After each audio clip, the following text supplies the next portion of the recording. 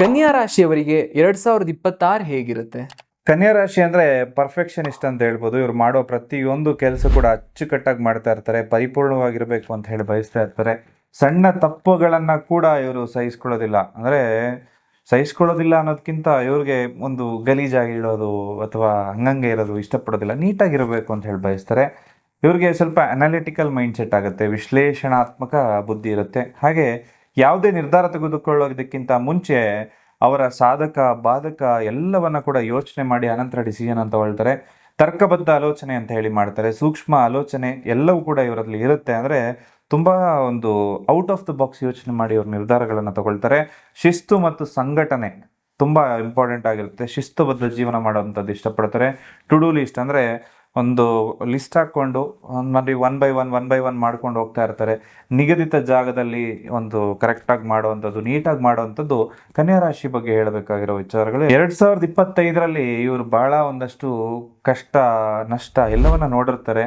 ಇವರು ತುಂಬ ಪರೋಪಕಾರಿಗಳಾಗಿರ್ತಾರೆ. ಬೇರೆಯವರಿಗೆ ಸಲಹೆಯನ್ನು ಕೊಡುವಂಥದ್ದು, ಉಪಯುಕ್ತವಾಗುವಂತಹ ರೀತಿಯಲ್ಲಿ ಇರುವಂಥದ್ದು, ಕಷ್ಟದಲ್ಲಿದ್ದೀನಿ ಅಂದರೆ ಸಹಾಯ ಮಾಡುವಂಥದ್ದು, ಇನ್ನೊಬ್ಬರ ಆರೋಗ್ಯದ ಬಗ್ಗೆ ಕಾಳಜಿ ವಹಿಸುವಂಥದ್ದು. ಕನ್ಯಾ ರಾಶಿಯವರು ತಮ್ಮ ಆರೋಗ್ಯದ ಬಗ್ಗೆನೂ ಕಾಳಜಿ ವಹಿಸ್ತಾರೆ. ಇನ್ನೊಬ್ಬನು ನೋಡಪ್ಪ ಇದು ಹಿಂಗಲ್ಲ, ಹಿಂಗೆ ನೀನು ಇದಕ್ಕೆ ಟ್ಯಾಬ್ಲೆಟ್ ತಗೋಬೇಡ ಮರಯ್ಯ, ಸರಿ ಇಲ್ಲ ಅಂತ ಹೇಳಿ ನೀಟಾಗಿ ಹೇಳ್ತಾ ಇರ್ತಾರೆ. ಒಂದು ಅತಿಯಾದ ಟೀಕೆ ಅನ್ನೋದು ಕೂಡ ಕೆಲವೊಂದ್ಸಲಿ ಮಾಡೋದ್ರಿಂದ ಸ್ವಲ್ಪ ತೊಂದರೆಗಳು ಒಳಗಾಗ್ತಾರೆ. ಬೇರೆಯವ್ರ ಬಗ್ಗೆ ಅಲ್ಲ, ತನ್ನ ಬಗ್ಗೆ ತಾನೇ ಕ್ರಿಟಿಕ್ಸ್ ಮಾಡ್ಕೊಳ್ಳೋವಂಥದ್ದು, ನಾನು ಯಾಕೆ ಹಿಂಗೆ ಮಾಡ್ತಾ ಇದ್ದೀನಿ ಅಂತ ಹೇಳಿ. ಇದರಿಂದಾಗಿ ನಿಮಗೆ ನೀವೇ ಕಿರಿಕಿರಿಯನ್ನು ಮಾಡ್ತಾ ಇರ್ತೀರ. ಅದನ್ನು ಆದಷ್ಟು ಅವಾಯ್ಡ್ ಮಾಡ್ಕೊಳ್ಳಿ ಅಂತ ಹೇಳ್ತೀನಿ. ಹೊಸ ಬಿಸ್ನೆಸ್ ಶುರು ಮಾಡೋಕೆ ಇದು ಸರಿಯಾದ ಸಮಯನ ಅಥವಾ ರಿಸ್ಕ್ ಫ್ಯಾಕ್ಟರ್ ಜಾಸ್ತಿ ಇರುತ್ತಾ? ನೀವು ಪಾರ್ಟ್ನರ್ಶಿಪ್ ಬಿಸ್ನೆಸ್ ಮಾಡ್ತೀನಿ ಅಂದರೆ ಒಂದು ಪಾರ್ಟ್ನರ್ಶಿಪ್ ಮಾಡೋದಕ್ಕಿಂತ ಮುಂಚೆ ಒಂದು ಎಗ್ರಿಮೆಂಟ್ ಅಂತ ಹೇಳಿ ಮಾಡ್ತಾರೆ. ಆ ಎಗ್ರಿಮೆಂಟ್ ಮಾಡಬೇಕಾದ್ರೆ ಅಲ್ಲಿರೋ ಪಾಯಿಂಟ್ಸನ್ನು ಕರೆಕ್ಟಾಗಿ ನೋಟ್ ಮಾಡ್ಕೊಳ್ಳಿ. ಯಾಕಂದರೆ ಯಾವುದೋ ಒಂದು ಕೀ ಪಾಯಿಂಟ್ ನಿಮಗೆ ನಾಳೆ ಬತ್ತಿ ಇಡ್ಬೋದು. ಹಾಗಾಗಿ ಸ್ವಲ್ಪ ಎಚ್ಚರಿಕೆಯಿಂದಿರಿ. ಒಂದು ಇನ್ವೆಸ್ಟ್ಮೆಂಟ್ ಮಾಡ್ತೀನಿ ಅಂದರೆ ತಾಂತ್ರಿಕ ಮತ್ತು ಕೃಷಿ ಸಂಬಂಧಿತ ಒಂದು ವ್ಯವಹಾರಗಳಲ್ಲಿ ಮಾಡುವಂಥದ್ದು ಲಾಭದಾಯಕ ಕೊಡುತ್ತೆ. ಅಥವಾ ಹೂಡಿಕೆ ಮಾಡುವಾಗ ಇಂಥ ಒಂದು ಕ್ರಿಯೇಟಿವ್ ಫೀಲ್ಡಲ್ಲಿ ವರ್ಕ್ ಮಾಡಿ ಖಂಡಿತವಾಗ್ಲೂ ಒಂದು ಕೃಷಿ ಮಾಡುವಂಥದ್ದು ಒಳ್ಳೆಯ ಫಲವನ್ನು ನಿಮಗೆ ಈ ವರ್ಷ ಕೊಡುತ್ತೆ ಅಂತ ಹೇಳ್ತೀನಿ. 2026ರಲ್ಲಿ ಇವರ ಫೈನಾನ್ಸ್ ಹೇಗಿರುತ್ತೆ? ಇವರು ಶ್ರೀಮಂತರಾಗ್ತಾರಾ? ಆರ್ಥಿಕವಾಗಿ ಹೇಳಬೇಕು ಅಂದರೆ ಆದಾಯದ ಹರಿವು ಚೆನ್ನಾಗಿರುತ್ತೆ. ವರ್ಷದ ದ್ವಿತೀಯಾರ್ಧದಲ್ಲಿ ಅಂದರೆ 6 ತಿಂಗಳ ನಂತರದಲ್ಲಿ ಹಳೆಯ ಸಾಲಗಳಿಂದ ಮುಕ್ತಿ ಆಗುತ್ತೆ. ಶೇರ್ ಮಾರ್ಕೆಟ್ ಬಗ್ಗೆ ಹೇಳಬೇಕಂದ್ರೆ ಒಂದು ಒಳ್ಳೆ ಲಾಭದಾಯಕವಾಗಿರೋ ವರ್ಷ ಅಂತ ಹೇಳ್ತೀನಿ. ಇದು ಯಾರ್ಯಾರು ಒಂದು ಶೇರ್ ಮಾರ್ಕೆಟ್ ಮಾಡ್ತಾರೆ ನೀವೆಲ್ಲರೂ ಕೂಡ ಒಂದು 2 kg 3 kg ಅಷ್ಟು ಪೈರೈಟ್ ಕಲ್ಲು ಅಂತ ಸಿಗುತ್ತೆ, ಇದನ್ನು ತಂದಿಟ್ಕೊಳ್ಳಿ. ಹಾಗೆ ಆರೋಗ್ಯ ಮತ್ತು ನಿಮ್ಮ ಮನೆಯ ಒಂದಷ್ಟು ದುರಸ್ತಿ ಅಥವಾ ಒಂದು ತೊಂದರೆಯಿಂದಾಗಿ ಸ್ವಲ್ಪ ಹಣಕಾಸಿನಲ್ಲಿ ಖರ್ಚುಗಳು ಜಾಸ್ತಿ ಆಗ್ಬೋದು. ಮನೇಲಿ ಯಾರೋ ಆರೋಗ್ಯ ತಪ್ಪಿ ಒಂದು ಎಕ್ಸ್ಟ್ರಾ ಖರ್ಚಾಗ್ಬೋದು. ಸ್ವಲ್ಪ ಅದರ ಬಗ್ಗೆ ಒಂದು ಗಮನ ವಹಿಸ್ಬೇಕಾಗತ್ತೆ. ಇವರಿಗೆ ಈ ವರ್ಷ ಆದ್ರೂ ಮದುವೆ ಆಗುತ್ತಾ? ಕಂಕಣ ಭಾಗ್ಯ ಕೂಡಿ ಬರುತ್ತಾ? ವಿವಾಹದ ನಿರೀಕ್ಷೆಯಲ್ಲಿರುವಂಥವ್ರಿಗೆ ಅಥವಾ ಒಂದು ದಾಂಪತ್ಯನೇ ಬೇಡ ಅಂತ ಯಾರಾದರೂ ಕನ್ಯಾ ರಾಶಿಯವರು ಹೋಗಿತ್ತು ಅಂದರೆ ಈ ವರ್ಷ ಯಾವುದೋ ಒಂದು ರೀತಿಯಲ್ಲಿ ಮದುವೆ ಆಗಿಬಿಡುತ್ತೆ, ಅದಂತೂ ಸತ್ಯ. ದಾಂಪತ್ಯ ಜೀವನದಲ್ಲಿ ಸಣ್ಣ ಪುಟ್ಟ ಭಿನ್ನಾಭಿಪ್ರಾಯಗಳು ಮೂಡಬಹುದು. ಶನಿಯ ಪ್ರಭಾವ ತುಂಬ ಇರುತ್ತೆ. ಸಂಗಾತಿಯೊಂದಿಗೆ ಸ್ವಲ್ಪ ಸಮನ್ವಯದಿಂದ ಇರಬೇಕಾಗತ್ತೆ, ಅಂದರೆ ಸ್ವಲ್ಪ ತಾಳ್ಮೆ ಇರಬೇಕಾಗತ್ತೆ.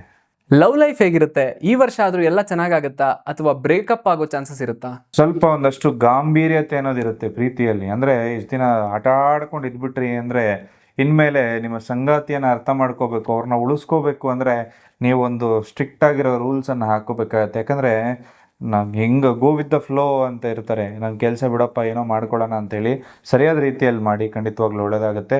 ಸಂಗಾತಿಯೊಂದಿಗೆ ಅಂದರೆ ನೀವು ಯಾರು ನಿಮ್ಮ ಇಷ್ಟಪಟ್ಟಿರ್ತಾರಲ್ಲ ಅವ್ರ ಜೊತೆ ಒಂದಷ್ಟು ಪ್ರವಾಸ ಹೋಗುವಂಥ ಸಾಧ್ಯತೆ ಕೂಡ ಈ ವರ್ಷ ಇದೆ. ಇವರ ಕುಟುಂಬದ ವಾತಾವರಣ ಹೇಗಿರುತ್ತೆ? ನೆಮ್ಮದಿ ಇರುತ್ತಾ? ಕಲಹ ಇರುತ್ತಾ? ಕುಟುಂಬದಲ್ಲಿ ಜವಾಬ್ದಾರಿ ಸ್ವಲ್ಪ ಹೆಚ್ಚಾಗುತ್ತೆ.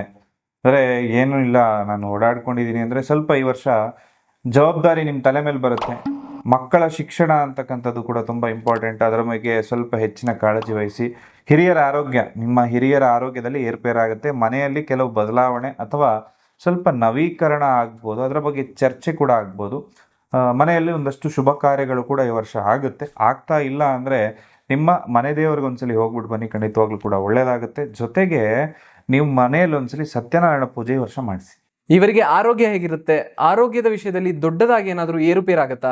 ಸ್ವಲ್ಪ ಜೀರ್ಣಕ್ರಿಯೆ ಅನ್ನೋದು ಅಂದರೆ ಒಂದು ಡೈಜೆಷನ್ ಸ್ವಲ್ಪ ಸಂಬಂಧಪಟ್ಟಂಥ ಸಮಸ್ಯೆಗಳಾಗ್ಬೋದು. ಆರೋಗ್ಯದ ಕಡೆ ಹೆಚ್ಚಿನ ಗಮನವನ್ನು ವಹಿಸ್ಕೋಬೇಕಾಗತ್ತೆ. ಹಾಗೆ ಮಾನಸಿಕ ಒತ್ತಡ ಕೂಡ ಈ ವರ್ಷ ಕಾಡ್ಬೋದು.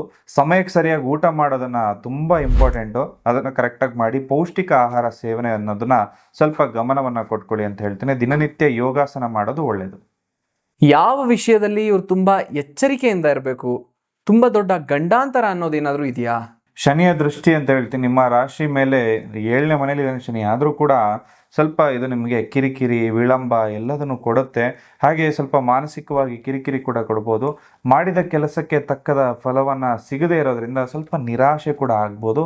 ಸ್ವಲ್ಪ ತಾಳ್ಮೆಯನ್ನು ವಹಿಸ್ಕೋಬೇಕಾಗತ್ತೆ. ಇವರು ಮಾಡಬೇಕಾಗಿರೋ ಪರಿಹಾರಗಳೇನು ಅಂತ ಒಂಚೂರು ತಿಳಿಸ್ಕೊಡ್ತೀರಾ? ಖಂಡಿತವಾಗ್ಲೂ ಬುಧವಾರದ ದಿವಸ ವಿಷ್ಣು ಸಹಸ್ರನಾಮ ಹೇಳಿ ಅಥವಾ ಹೆಸರು ಕಾಳನ್ನು ದಾನ ಮಾಡ್ಕೊಳ್ಳೋದು.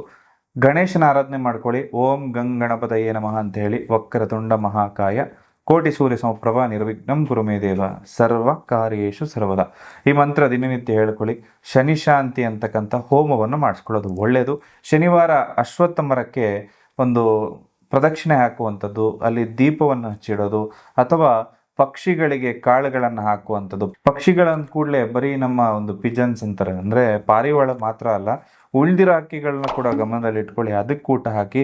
ಬಡ ವಿದ್ಯಾರ್ಥಿಗಳಿಗೆ ಪುಸ್ತಕವನ್ನು ದಾನವಾಗಿ ಕೊಡಿ. ಗ್ರಹಗತಿಗಳೆಲ್ಲವೂ ಕೂಡ ಇದರಿಂದ ನಿಮಗೆ ಸ್ವಲ್ಪ ಲಾಭದಾಯಕವಾಗಿರುತ್ತೆ. ಗುರುಜಿ, ನೀವು ಬಂದ ಕೂಡಲೇ ನನಗೆ ಈ ಕ್ರಿಸ್ಟಲ್ಸ್ ಹಾಕ್ಸಿದ್ರಿ. ಈ ಕ್ರಿಸ್ಟಲ್ಸ್ ಬಗ್ಗೆ ಸ್ವಲ್ಪ ಮಾಹಿತಿ ತಿಳಿಸ್ತೀರಾ? ಈ ಕ್ರಿಸ್ಟಲ್ಸ್ ಹಾಕೋದ್ರಿಂದ ನಿಜವಾಗ್ಲೂ ಮನುಷ್ಯನ ಹಣೆ ಬರಹ ಏನಾದ್ರೂ ಚೇಂಜ್ ಆಗುತ್ತಾ? ಈ ಕ್ರಿಸ್ಟಲ್ಸ್ ಹಾಕೊಂಡ್ರೆ ಆ ವ್ಯಕ್ತಿ ಕಷ್ಟನೇ ಬರೋದಿಲ್ವಾ? ಇದು ವಿಜ್ಞಾನನ ಅಥವಾ ಬರೀ ನಂಬಿಕೆನೋ? ಇವತ್ತಿನ ಟ್ರೆಂಡ್ ಅಲ್ಲಿ ತುಂಬಾ ಜನ ಈ ಕ್ರಿಸ್ಟಲ್ಸ್ ನ ಹಾಕೊಂಡಿರ್ತಾರೆ. ಇದು ಬರೀ ಸ್ಟೈಲ್ಗೋಸ್ಕರನ ಅಥವಾ ಇದರಿಂದ ಏನಾದ್ರೂ ಉಪಯೋಗಗಳು ನಿಜವಾಗ್ಲೂ ಇದೆಯಾ? ನೋಡಿ, ಒಬ್ಬ ವ್ಯಕ್ತಿಯ ಹಣೆ ಬರಹವನ್ನು ಬದಲಾಯಿಸೋದಕ್ಕೆ ಯಾರಿಂದನೂ ಕೂಡ ಸಾಧ್ಯ ಇಲ್ಲ. ಈ ಮಾತನ್ನು ಮೊದಲಿಗೆ ನಾನು ಹೇಳೋದಕ್ಕೆ ಇಷ್ಟಪಡ್ತೇನೆ. ಅದರಲ್ಲಿ ಅವನ ಕರ್ಮಫಲಗಳಲ್ಲಿ ಅವನೇನೇನನ್ನು ಅನುಭವಿಸ್ಬೇಕು ಅದನ್ನು ಅನುಭವಿಸ್ಲೇಬೇಕು. ಆದರೆ ಈ ಕ್ರಿಸ್ಟಲ್ಗಳು ಹೇಗೆ ಸಹಾಯಕ ಮಾಡುತ್ತೆ ಅಂತಕ್ಕಂಥದ್ದನ್ನು ತಿಳಿಸೋದಾಯಿತು ಅಂದರೆ, ಮುಖ್ಯವಾಗಿ ಒಬ್ಬ ವ್ಯಕ್ತಿಗೆ ಕಷ್ಟ ಬರುತ್ತೆ, ಸಮಸ್ಯೆಗಳಿರುತ್ತೆ ಅಂದಾಗ ಅವನು, ಈಗ ಎಕ್ಸಾಂಪಲ್ ನೀವು ಇಮ್ಯಾಜಿನ್ ಮಾಡ್ಕೊಳ್ಳಿ, ಒಬ್ಬ ವ್ಯಕ್ತಿ ಒಂದು ರಸ್ತೆಯಲ್ಲಿ ಹೋಗ್ತಾ ಇದ್ದಾನೆ, ಅವನ ತಲೆ ಮೇಲೆ ಒಂದು ದೊಡ್ಡ ಗಾತ್ರದ ಕಲ್ಲು ಬೀಳುವಂಥದ್ದು ಇರುತ್ತೆ. ಈ ಜ್ಯೋತಿಷ್ಯವನ್ನು ಸರಿಯಾದ ರೀತಿಯಲ್ಲಿ ಉಪಯೋಗಿಸ್ಕೊಂಡ್ರೆ ಆ ಕಲ್ಲು ಬೀಳೋದು ತಪ್ಪಿಸೋದಕ್ಕೆ ಸಾಧ್ಯ ಇಲ್ಲ. ಆದರೆ ಆ ಕಲ್ಲು ಪುಡಿ ಪುಡಿಯಾಗಿ ಸಣ್ಣ ಮಟ್ಟಿಗೆ ಅದರ ಪ್ರಭಾವವನ್ನು ಕಮ್ಮಿ ಮಾಡಿಕೊಂಡು, ಈಗ ಒಂದೇ ಸರಿ ದೊಡ್ಡ ಕಲ್ಲು ಬಿತ್ತು ಅಂದರೆ ದೊಡ್ಡ ಸಮಸ್ಯೆ ಆಗುತ್ತೆ. ಅದರ ಬದಲಾಗಿ ಸಣ್ಣ ಪುಟ್ಟ ಕಲ್ಲುಗಳು ಬಿಟ್ಕೊಂಡು ಒಂದು ಸಣ್ಣ ಪುಟ್ಟ ಗಾಯದಲ್ಲಿ ಎಸ್ಕೇಪ್ ಆಗ್ಬೋದು ಒಬ್ಬ ವ್ಯಕ್ತಿ, ಅವನ ಜೀವಕ್ಕೇನು ತೊಂದರೆ ಆಗೋದಿಲ್ಲ. ಅದೇ ರೀತಿಯಾಗಿ ಈ ಕ್ರಿಸ್ಟಲ್ಗಳ ಬಗ್ಗೆ ಹೇಳಬೇಕಂದ್ರೆ, ಈ ಒಂದು ಪ್ರಪಂಚ ಯಾವತ್ತು ಸೃಷ್ಟಿ ಆಯಿತೋ ಆಗಿನ ಕಾಲದಿಂದನೂ ಕೂಡ ಇದು ಭೂಮಿಯ ಒಳಗಡೆ ಇರುವಂತಹ ವಸ್ತುಗಳಾಗಿರುತ್ತೆ. ಈ ಪ್ರಪಂಚದಲ್ಲಿರುವ ಪ್ರತಿಯೊಂದು ವಸ್ತುವು ಕೂಡ ಒಂದು ವಿಶೇಷವಾದ ಫ್ರೀಕ್ವೆನ್ಸಿ ಅನ್ನೋದಿರುತ್ತೆ. ಅಂದರೆ ಅದೊಂದು ಎನರ್ಜಿಯನ್ನು ಕಂಟೈನ್ ಮಾಡುತ್ತೆ. ಈಗ ನಾವು ಒಂದು ರಾಶಿಯಲ್ಲಿ ಹುಟ್ಟಬೇಕು ಅಂದರೆ ಅದು ನಮ್ಮ ಪೂರ್ವ ಜನ್ಮದ ಕರ್ಮಾನುಸಾರವಾಗಿ ಬರುವಂಥದ್ದು. ಹಾಗಾಗಿ ಈ ಒಂದು ರಾಶ್ಯಾಧಿಪತಿ ಜೊತೆಗೆ ನಾವು ಯಾವುದೇ ಒಂದು ಕೆಲಸ ಮಾಡಬೇಕು ಅಂದ್ಕೊಂಡಾಗ ಒಂದು 90% ಕೆಲಸ ಆಗುತ್ತೆ. ಆದರೆ ಲಾಸ್ಟ್ ಮೂಮೆಂಟ್ ಬಂದು ಕೆಲಸ ಹಾಳಾಗ್ಬಿಡುತ್ತೆ. ಅಥವಾ ಇನ್ನೊಬ್ಬ ನನ್ನ ಮೇಲೆ ಕೆಟ್ಟ ದೃಷ್ಟಿಯನ್ನು ಇಟ್ಟು ಕೆಟ್ಟದಾಗಬೇಕು ಅಂತ ಹೇಳಿ ಬಯಸಿ ನನಗೆ ತೊಂದರೆ ಆಗೋ ಥರ ಎಲ್ಲ ಮಾಡ್ತಾರೆ. ಇದ್ರ ಜೊತೆ ಇನ್ನೊಂದು ಸಮಸ್ಯೆ ಏನು ಅಂದರೆ, ಒಂದು ಪ್ರಾಬ್ಲಮ್ ಮುಗೀತಪ್ಪ, ನೆಮ್ಮದಿಯಾಗಿ ನಾನು ಕುತ್ಕೊಬಿಡೋಣ ಇನ್ನು ಅಂತ ಅಂದ್ಕೊಂಡ್ರೆ ಇನ್ನೊಂದು ಪ್ರಾಬ್ಲಮ್ ರೆಡಿ, ಅದು ಸಾಲ್ವ್ ಆಯಿತಾ, ಮತ್ತೊಂದು ಪ್ರಾಬ್ಲಮ್ ರೆಡಿ. ಇದೆಲ್ಲ ಆಗೋದಕ್ಕೆ ಕಾರಣ ಮುಖ್ಯವಾಗಿ ನಮ್ಮ ಗುರುಗ್ರಹ ಏನಿರುತ್ತೆ ಅದು ಸ್ಟ್ರಾಂಗ್ ಆಗಿ ಇಲ್ಲದೆ ಇರುವಂಥದ್ದು, ಅಂದರೆ ಗುರು ಬಲ ಇಲ್ಲದೆ ಇರುವಂಥದ್ದು. ಎರಡನೇದು ನಮ್ಮ ರಾಶಿಯಾಧಿಪತಿ, ರಾಶಿಗೆ ಒಬ್ಬ ಅಧಿಪತಿ ಅಂತ ಇರ್ತಾನೆ, ಅವನು ಬಾಧಕ ಸ್ಥಾನದಲ್ಲಿ ವೀಕಾಗಿ ಕೂತಾಗ ಈ ರೀತಿ ಸಮಸ್ಯೆಗಳು. ಎಕ್ಸಾಂಪಲ್ಗೆ EMI ಅಂತ ಹೇಳಿ ಯಾವುದೋ ಒಂದು ಬಂಡ ಧೈರ್ಯದಲ್ಲಿ ಹಾಕ್ಸ್ಕೊಂಡಿರ್ತೀವಿ, ಬಟ್ EMI ಕಟ್ಟೋದಕ್ಕೆ ಪ್ರತಿ ತಿಂಗಳು ಒದ್ದಾಡ್ತಾ ಇರ್ತೀವಿ. ಒಂದು ತಪ್ಪರೆ ಒಂದು ಆರೋಗ್ಯ ಸಮಸ್ಯೆ, ದೃಷ್ಟಿ ದೋಷಗಳಾಗ್ತಾ ಇರುತ್ತೆ. ಒಂದು ಮದುವೆ ಆಗಿರುತ್ತೆ, ಆದರೂ ಕೂಡ ಮದುವೆ ಸಂಸಾರದಲ್ಲಿ ಸುಖ ಅನ್ನೋದಿರೋದಿಲ್ಲ.